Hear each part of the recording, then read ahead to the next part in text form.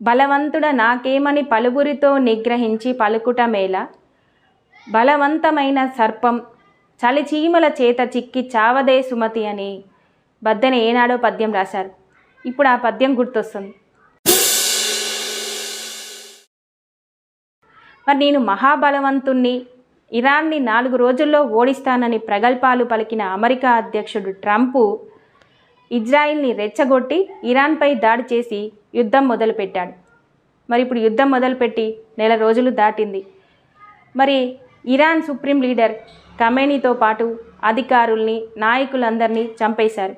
అయినా ఇరాన్ ప్రజలు ఐక్యంగా పోరాడుతూ అమెరికాకు ధీటుగా ఎదుర్కొంటున్నారు, గెలుపు దిశగా పోరాడుతున్నారు.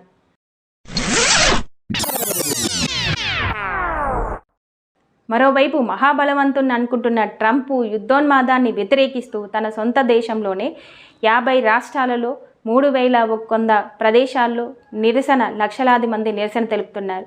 ఐరోపా దేశాల్లో కూడా నో కింగ్స్ అని నిరసన తెలుపుతున్నారు. అందుకే సుమతి శతకంలో చెప్పినట్లు బలవంతుడ నాకేమని బలహీనులపై దాడి చేసే వారికి ఈ సంఘటన ఒక గుణపాఠంలాగా నిలుస్తుందనడంలో ఏమాత్రం సందేహం లేదు.